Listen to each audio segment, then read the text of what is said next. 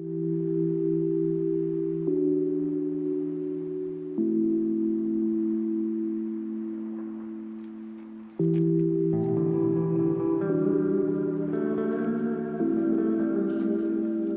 vous propose de porter votre attention sur les différentes couleurs.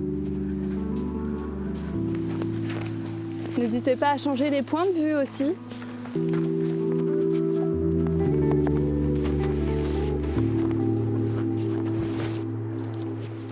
Voilà, du coup, ce que je vous propose maintenant, c'est vraiment d'avancer à pas de chat, comme si vous essayiez de faire le moins de bruit possible en marchant, en adoptant une posture humble, et puis peut-être en prenant conscience de tout ce qui nous entoure. Au cours de ces balades, Manon invite les gens à prendre le temps de redécouvrir ce qui les entoure. Une approche sensorielle et créative en immersion dans la nature. Alors, je vous propose qu'on fasse un petit stop ici. Il y a une petite technique si vous avez envie d'amplifier le son que vous êtes en train d'écouter. C'est juste de venir mettre vos mains derrière les oreilles. Ça va faire un petit amplificateur naturel.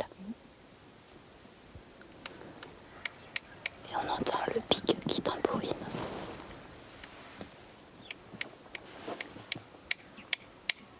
Qu'on peut voir, entendre, sentir, goûter, toucher, enfin, c'est fabuleux. Il y a mille et une possibilités d'exploration dans la nature, donc on part vraiment de là dans mes balades. Manon va encore plus loin dans sa démarche. Elle forme des thérapeutes et des professionnels de la petite enfance à l'accompagnement en extérieur. Pour Manon, ces bains de nature sont la clé du bien-être.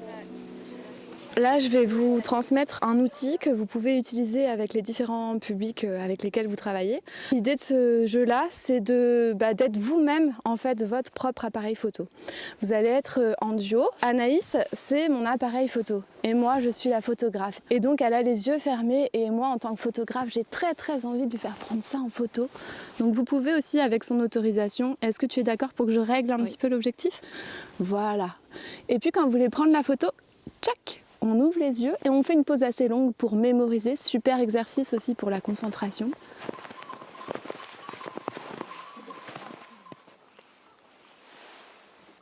Ouais, super. Tu vois là, Anaïs, tu peux aussi accompagner avec la parole pour l'aider à porter son attention sur les formes, les couleurs.